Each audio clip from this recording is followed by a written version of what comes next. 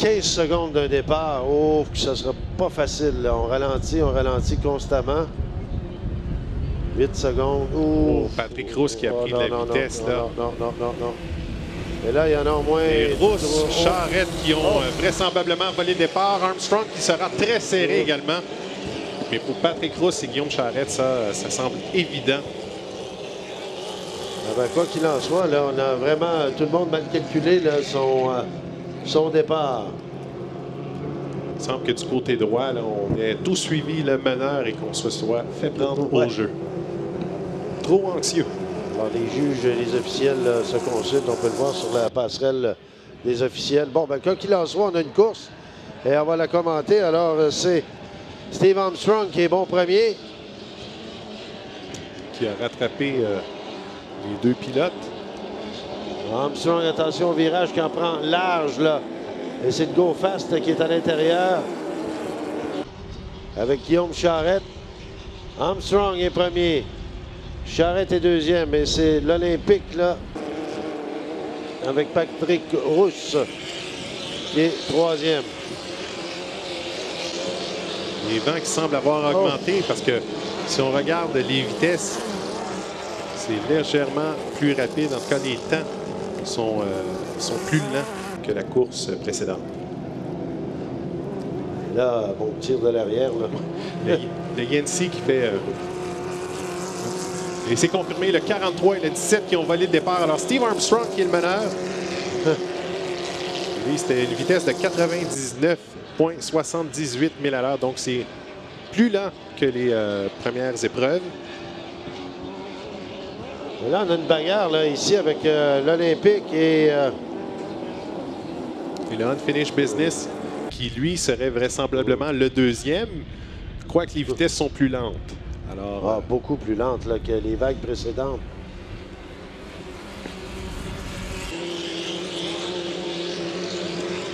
Dommage pour le Go Fast, c'est Patrick Rousse dans l'Olympique. Deux pilotes locaux qui trop anxieux au départ. Armstrong qui maintient la cadence, 99,41 dans la vitesse là, au deuxième tour. Là, au virage ouest, on en a pris très, très large. Alors, toujours Armstrong qui est premier, mais bon, avec bonne longueur d'avance et on ralentit quelque peu derrière. Yancy qui a déjà un demi-tour de retard.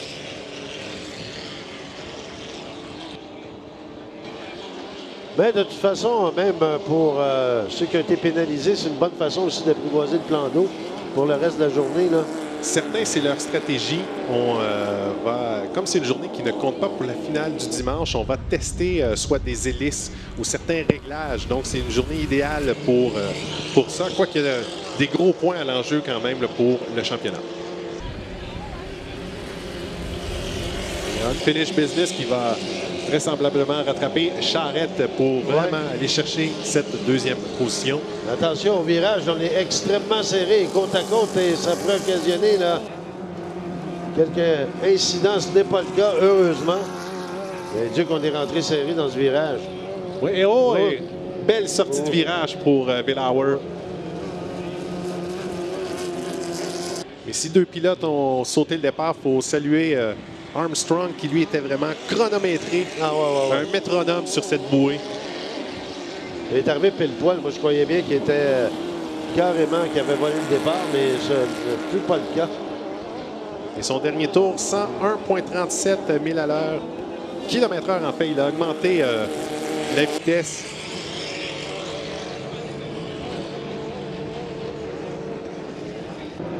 Eh bien voilà, on sort le drapeau blanc. Dernier tour à faire pour cette troisième ronde de qualification dans les 2,5 litres.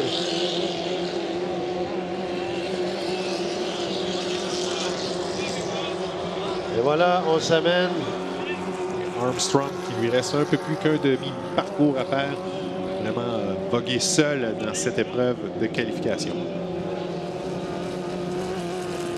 Et dans notre prochaine ronde, en fait, la quatrième ronde des 2,5 litres, on aurait une lutte fratricide entre le frère et la sœur Thomas Diabo et Sherry.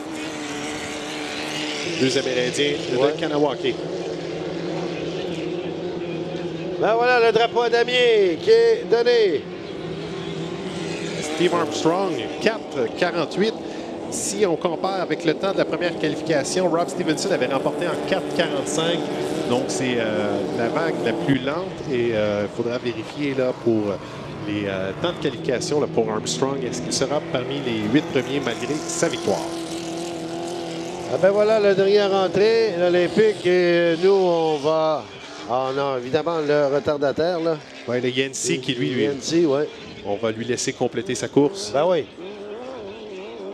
Ben lui aussi, une bonne façon de compléter des réglages, de voir ce qui ne va pas. De... Ben là, même il vient de faire un crochet dans le virage ouest. On a vu que c'était difficile pour le Yancy avec des vitesses sous les 90 km/h.